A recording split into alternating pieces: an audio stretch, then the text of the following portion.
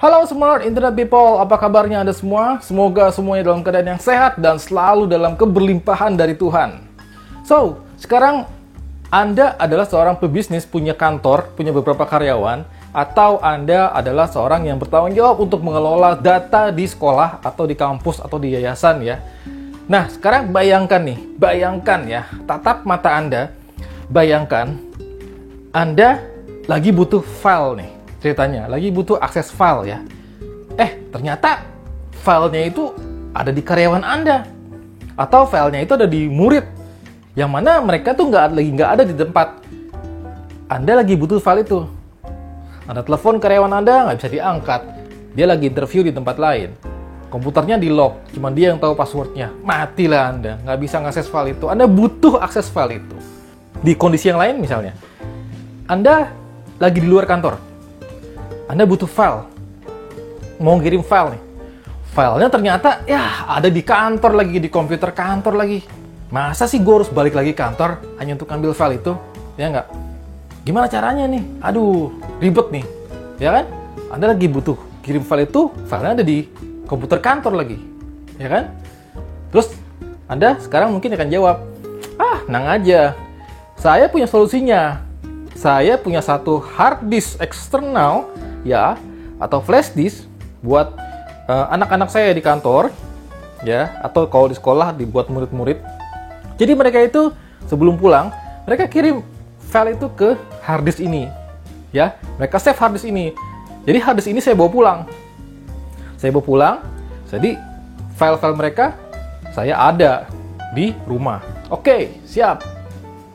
Sekarang saya tanya balik, pada saat Anda di rumah, Anda colok tuh hard disk ke laptop. Tiba-tiba hard disknya korup. Tiba-tiba perangkatnya korup, crash. Filenya hilang. Filenya nggak kebaca. Atau, oke lah, Anda punya external hard disk yang Anda wajibkan karyawan atau murid-murid taruh file di situ sebelum pulang. Anda taruh di rumah. Gampang, gue bisa akses. Oke, siap. Anda lagi di mall, butuh kirim file laporan atau file presentasi ke klien Anda. Wah, filenya di rumah. Mau balik lagi ke rumah. Gimana? So, kalau gitu apa solusinya yang bisa mudah mengelola file dimanapun, kapanpun, dan bisa mengatur file-file itu dari kontrol panel saya sendiri? Nah, pertanyaan yang bagus nih. Gimana caranya? Nah, di video ini saya akan kasih tahu caranya gimana kita bisa ngontrol, bisa mengakses file-file karyawan kita dan bisa mengontrol hak akses mereka supaya file-file itu tetap terjaga kerahasiaannya atau terjaga aksesnya dengan cara yang sangat gampang dan nggak mahal biayanya. Ya, mau tahu caranya? Sebelum itu, bagi Anda yang belum subscribe, silakan tombol subscribe-nya diklik dulu yang bawah yang warna merah ini, dan icon lonceng yang sebelahnya itu diklik juga. Lalu like, klik juga, dan share, diklik juga. Bagikan video ini ke semuanya, ke media sosial, Twitter, Instagram, ke pos, ke koran, ke radio, semuanya, supaya channel ini bisa lebih bermanfaat untuk banyak orang nantinya.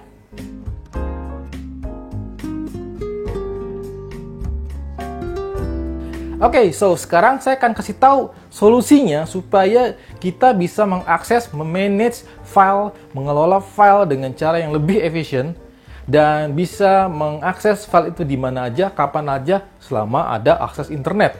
Ya, mau tahu caranya? Caranya adalah dengan menggunakan satu storage online yang bernama Nextcloud. Nextcloud ini sudah mendunia, bahkan sudah dipakai oleh banyak sekali perusahaan-perusahaan. Dan perusahaan itu bukan perusahaan yang ece-ece loh, perusahaan-perusahaan gede juga pakai Nextcloud ini. Mereka percaya dengan solusi Nextcloud ini. Nextcloud bisa digunakan untuk kita, untuk sekolah, untuk kantor, untuk yayasan, kampus, dan sebagainya, untuk mengelola file-file kita sendiri, ataupun karyawan kita, ataupun murid-murid kita. Di Nextcloud, kita bisa dengan mudah untuk mengelola file, memberikan hak akses, membagi grup-grup, folder-folder, user, sehingga kita gampang untuk mengatur filenya. Contohnya gini, saya mau file-file Departemen Finance itu dalam satu folder. Di dalam folder itu ada karyawan-karyawan finance-nya misalnya. Nanti ada lagi folder GA, General Affair misalnya. Ada lagi folder bagian gudang. Itu gampang banget di Nextcloud. Pun kalau di sekolah ada folder untuk misalnya anak-anak kelas 3, kelas 4, folder anak kelas 5 misalnya. Jadi gampang, kalau guru tuh mau ngatur tuh gampang. Oh ini anak-anak saya yang kelas 3 nih, tinggal diambil gitu. Gampang kayak gitu caranya. Nah sekarang pertanyaannya mungkin Anda akan bertanya gini, loh kan udah ada Google Drive. Kenapa gua mesti makainya Nextcloud? Google Drive aja toh, ya nggak? Google Drive, ya oke lah, Google Drive itu yang gratisnya mungkin nggak terlalu banyak isinya, tapi kalau yang berbayar, ya gue bisa dapat misalnya 1 tera gitu ya, atau Microsoft OneDrive ya 1 tera gitu kan, kalau misalnya saya berbayar pakainya. Atau yang lain bisa misalnya kayak Dropbox ya misalnya, seperti itu.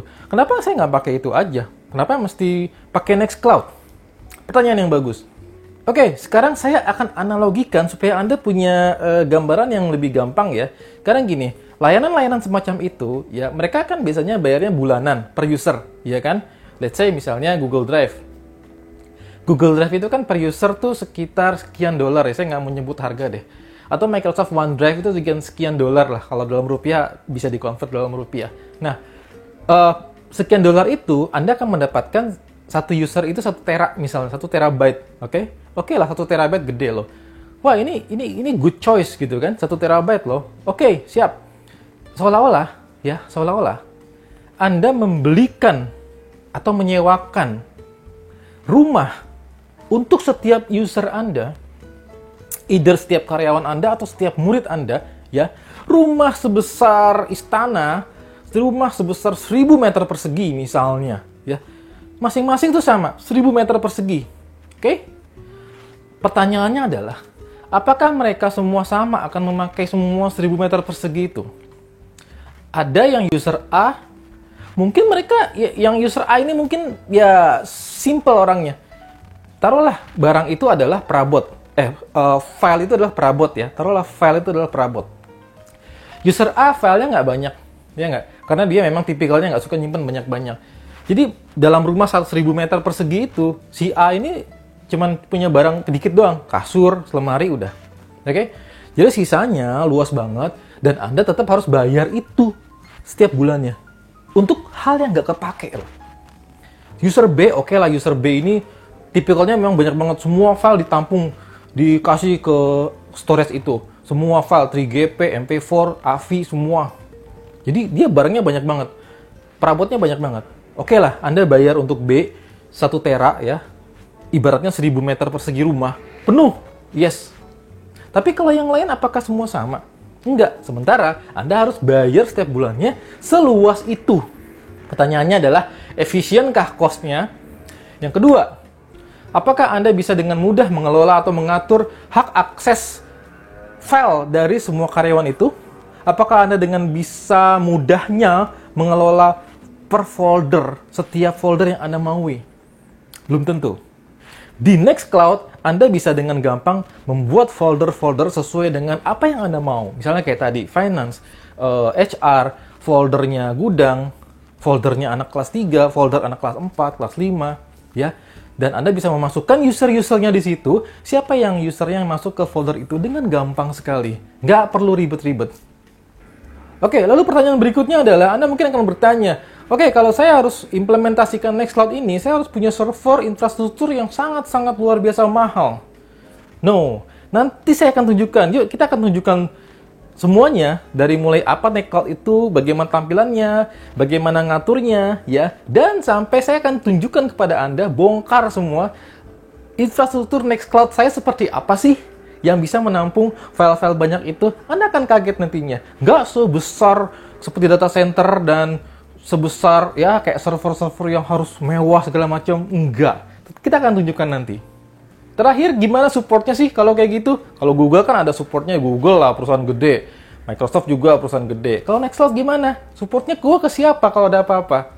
Well, Nextcloud itu tentu ada providernya yang menyediakan dan memanage servernya. Nah, Anda bisa juga menyerahkan pengelolaan itu kepada provider dari si penyedia layanan Nextcloud ini yang menginstalkan untuk Anda. Jadi gampang banget, karena mereka sudah pasti tahu tentang Nextcloud. Kalau ada apa-apa, Anda tinggal tanya ke mereka.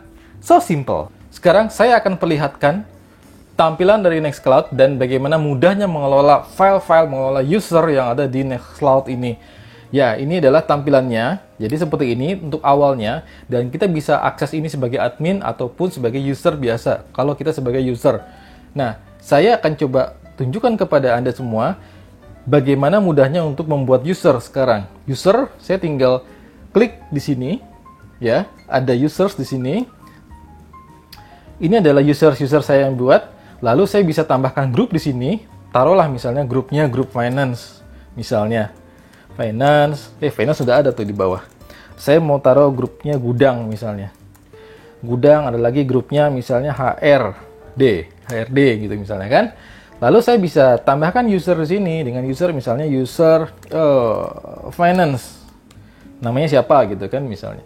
Display name-nya misalnya Susiwati lah misalnya gitu kan. Passwordnya kita set misalnya passwordnya mau apa dan emailnya apa, dan dia masuk ke grup mana aja. Misalnya saya masukin dia ke grup finance, bukan di grup HRD gitu kan. Jadi dia masuk ke grup finance, dan ini kita bisa bikin kuotanya. Kuotanya itu mau berapa? Nggak harus fix 1 giga misalnya, atau nggak harus fix 1 tera. Jadi Anda tuh cukup bayar storage-nya full. Contohnya tuh Anda cukup bayar satu rumah ya, yang ukurannya 1000 meter persegi itu ya, dan Anda bisa taruh semua karyawan Anda di situ. Kan nggak semua, tadi kan nggak semua karyawan yang udah pasti bakal makan hard disk yang sama. Bisa jadi karyawan yang ini, yang si A misalnya cuma dikit, yang si B ada cukup banyak dia taruh file, yang si C mungkin ya moderat lah, nggak banyak. Jadi kan Anda bisa bagi-bagi kamarnya itu kan di dalam satu rumah yang ukurannya 1000 meter persegi itu. Oke, sekarang pertanyaannya adalah, kalau misalnya harddisknya kurang, kalau ternyata karyawan saya ini filenya banyak banget ternyata, jadi 1 giga itu kurang, atau analoginya adalah rumah 1000 meter ini ternyata kurang loh, gitu kan? Gimana dong? Oh, gampang. Kalau Anda pasang di cloud, yang beneran cloud ya, Anda tinggal upsize harddisknya, dan langsung saat itu juga harddisknya nambah. Jadi kalau misalnya Anda kurang nih, rumah 1000 meter persegi, karyawannya, ternyata penuh nih. Saya harus nambah lagi. Kalau di cloud, Anda tinggal bikin satu ruangan baru, cepat ruangannya bikin, misalnya mau berapa, 500 meter persegi misalnya kan. Udah langsung bikin aja lagi. Nambah deh luas dari bangunan Anda total. Segampang itu kalau di cloud ya. Jadi kembali ke sini, kita bisa set misalnya mau 50 mega atau 1 giga, 5 giga sebagainya, terserah. Misalnya saya bikin 1 giga aja deh. Oke, klik. Langsung jadi misalnya. Oh ini saya harus ini dia. Saya bisa, nah ini kan kalau kita klik dia ada peringatan ini. Saya bisa bikin passwordnya itu minimal berapa karakter misalnya untuk strength ya, kekuatannya lah gitu. Saya bisa save, udah langsung muncul usernya yang tadi saya bikin ya. Segampang itu. Sekarang pertanyaannya, kalau saya di sisi user, bagaimana saya bisa mengupload file-file saya ke Nextcloud? Di sini, kita bisa lihat nih, Nextcloud itu ada versi desktopnya. Seperti Google Drive atau OneDrive, dia juga ada versi desktopnya. Sehingga Anda di sini, nah ini dia akan mensinkronkan file-file yang ada di laptop Anda, di laptop karyawan Anda, untuk nantinya di-upload melalui aplikasi desktop ini. Dan Anda bisa set juga, misalnya yang ini nih, saya mau sharing ya. Saya mau sharing di sini. Saya mau sharingnya itu berdasarkan apa? Itu juga bisa kita bikin. Saya mau share kemana? Dan saya bisa share itu allow untuk dia si yang saya sharing itu bisa ngedit atau enggak. Ya, boleh. Jadi ada yang share tapi cuma bisa read doang. Share tapi bisa ngedit juga, bisa. Dan saya bisa set juga expiration date-nya. Jadi maksudnya adalah saya share file ke si A gitu kan. Saya share dia sampai 2 hari ke depan. Jadi kalau dia mencoba akses untuk ke 3 hari berikutnya, file itu udah nggak bisa diakses lagi. Karena saya di sini saya hanya set untuk sampai 2 hari ke depan, misalnya sampai tanggal berapa, 27 misalnya. Itu bisa di sini dibuatkan. Jadi sesimpel itu untuk men-sharing file dan mengatur bagaimana hak akses file itu bisa dilakukan oleh user itu sendiri. Lalu pertanyaan berikutnya adalah, bagaimana kalau saya mau akses filenya di handphone? Nah, Nextcloud juga udah punya aplikasi di Android maupun di iPhone. Jadi kalau misalnya saya akan tunjukkan kepada Anda bagaimana mudahnya untuk mengelola file di Android Anda. Jadi di sini saya akan tunjukkan, saya akan buka Nextcloud-nya. Mana Nextcloud-nya? Ini dia, Nextcloud-nya, ya. Dan ini adalah file-file yang sama dengan tadi file-file yang ada di desktop saya. Jadi saya bisa juga bikin sharing di sini. Misalnya saya mau share ke mana? Misalnya ke user yang lain. Misalnya user, nah ini dia, user Susiwati misalnya di sini. Saya bisa hanya untuk read only, atau dia juga boleh ngedit juga file saya, gitu kan. Dan saya juga bisa kasih expiration date-nya tadi nih. Saya bisa kasih filenya saya itu ke dia sampai berapa hari ke depan. Misalnya cuma sampai 2 hari, sampai tanggal 28, gitu kan. Oke, jadi sampai tanggal 28 doang nih, si Susi bisa ngakses file saya. Lewat dari tanggal itu, dia nggak bisa akses lagi. Gitu. Segampang itu. Sekarang pertanyaan berikutnya mungkin dari Anda adalah, kalau gitu Nextcloud harganya berapa? Mahal dong. Nextcloud sebenarnya adalah gratis, ya. Yang bayar itu adalah supportnya dan beberapa aplikasinya. Jadi kalau Nextcloud-nya itu sebenarnya free. Yang Anda bayar itu adalah supportnya dan infrastrukturnya. Infrastrukturnya semahal apa? Sesuai dengan kebutuhan Anda. Kalau Anda punya user sedikit, let's say karyawan cuman 10, 20, 30, 50 users misalnya, ya Anda cuma butuh satu cloud yang simple. Dan kalau Anda expand, tentunya infrastrukturnya juga tinggal di-expand aja. Segampang itu. Terus pertanyaan berikutnya nih, pasti Anda nanya juga, terus kalau gitu servernya segimana dong? Harus yang mahal dong ya? Nah, di sini saya akan tunjukkan, tadi kan saya bilang, saya akan tunjukkan segimana spesifikasi server yang saya punya untuk menjalankan Nextcloud yang saya operasionalkan ini, ya. Nah, ini adalah panel yang saya akan tunjukkan kepada Anda. Ini adalah kontrol panel pusat kendalinya server saya, ya. By the way, ini saya pakai cloud supaya apa? Supaya gampang aja kalau mau expand, kurang resources, tambah RAM, tambah memori, tambah prosesor, tambah hard disk, tek, langsung aja saya naikin, sesimpel itu, naik. Oh, udah gitu nggak kepake lagi nih, turunin aja, cek, turun lagi. Segampang itu, gampang banget. Ya, kita login.